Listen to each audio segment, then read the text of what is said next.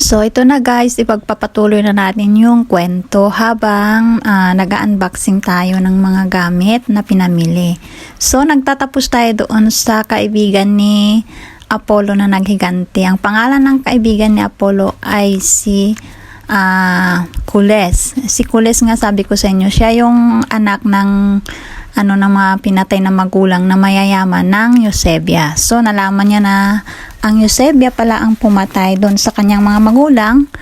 Sa sobrang galit niya guys, sinugod niya ngayon ang Eusebia at naabutan niya doon yung asawa ni J.M. de Guzman na si Brother Joseph nga siya, di ba? So naabutan niya yung asawa ni Brother Joseph doon na nagbibilang ng pera.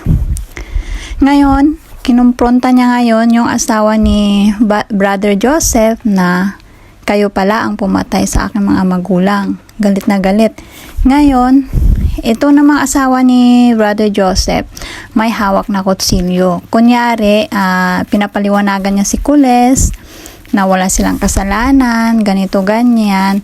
Pero nung paglapit nung asawa ni J.M. de Guzman doon kay Kules, ay bigla niya itong sinaksak. Ngayon, naagapan naman ni Kules yung kutsilyo. Nag-agawan sila ngayon guys. Kaya nung naagaw ni Kules yung kutsilyo, tani naman na naisaksak niya doon sa asawa ni Brother Joseph. Dahil nga rin sa galit niya, diba? Nagdilim na yung paningin niya.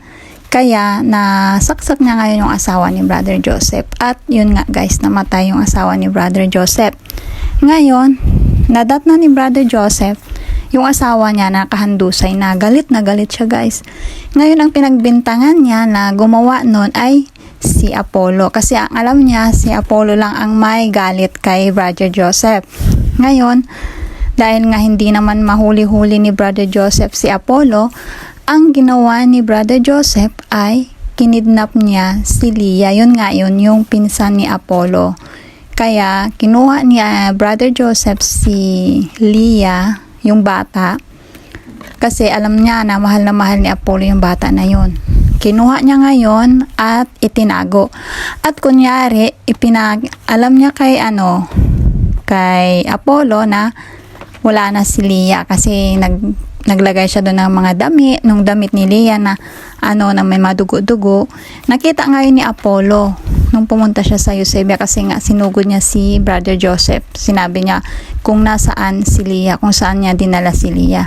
Ngayon nakita ni Apollo nakasabit doon yung damit ni Leah na may mga dugo-dugo. Kaya inisip ni Apollo na pinatay talaga siya ni Brother Joseph. So galit na galit si Apollo. Sinugod niya ngayon si Brother Joseph at nag-away sila.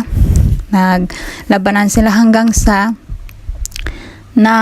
saksak ni Brother Joseph si Apollo sa paa. Ngayon, kiang-kiang na si Apollo.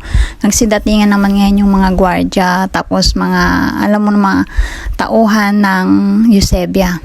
Ngayon, hindi tumakbo na si Apollo. Nakatakas si Apollo. Ang nangyari niyan guys, nagsumbong ngayon itong si Apollo sa pinuno ng CIB na si Ian Veneracion. Siya si Minandro.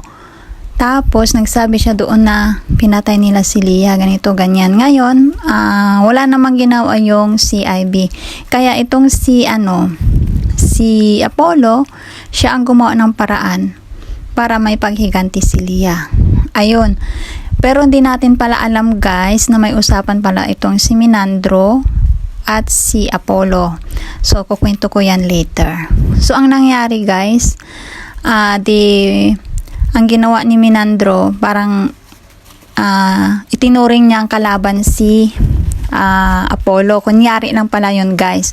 Ngayon, sabi ni Minandro kay Eros na makipagkita sila kay Apollo. Di nagkita nga yung tatlo. Ang nangyari guys, nung pagkikita ng tatlo, nagkainitan silang tatlo, si Minandro at saka si Apollo at saka si Eros. Ngayon, binaril ni Minandro si Apollo ngayon. Di natamaan si Apollo at nalaglag sa building. Nagtaka ngayon itong si Eros, bakit ginawa yon ni Minandro sa kanya? Alam naman niya na masugid na tagapaglingkod talaga si Apollo. Kaya nagtataka si Eros ngayon. Ngayon, Ang paraan ng palay ni Menandro para ipakita kay Eros na kalaban na talaga si Apollo. Kaya niya binaril. Yun pala, may plano pala sila ni Apollo niyan. So, nakatakas nga si Apollo, guys. Ang ginawa ni Apollo nung nakatakas siya, pumunta siya ngayon sa Tatsulok. Yun na yung Tatsulok, guys. Yun yung sindikato na pinamumunuan ni Priam, na tatay ni Apollo. So, naging si Apollo na ang pinuno ng Tatsulok. Hindi makapaniwala yung mga Tatsulok kasi bakit si Apollo ang mamumuno sa kanila. Dating si Ivy yun. Tapos yung Tatsulok ang mga kalaban niya dati. Pero ngayon, siya na ngayon ang magiging pinuno ng Tatsulok. So guys, si Silin doon, hindi talaga siya makapaniwala. Hindi siya kumbensado na si Apollo na ang kanilang pinuno. Ngayon, wala silang magawa kasi ayun na yung sinabi ni Apollo, siya nang magiging pinuno kasi yun ang sabi sa kanya ni Priam. Kasi bago nangyari yun, nag-usap sila muna ni Priam. Nalaman din naman ni Apollo na buhay pa pala si Priam. Pinakita sa kanya ni Menandro. Kaya yun, may usapan sila na gagawin para malutas yung problema. So, ganito ang nangyari nun, guys. Naging pinuno na si Apollo. Ito naman si Nyx.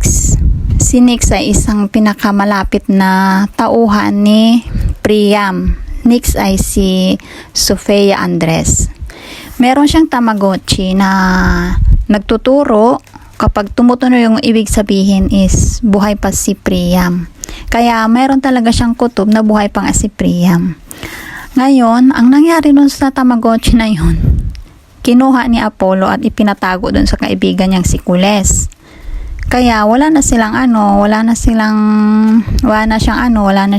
alam kung nasaan yung Tamagotchi at di na malaman kung buhay pa nga si Priam. So ito na nga, guys. Tapos na yung kwento na yon.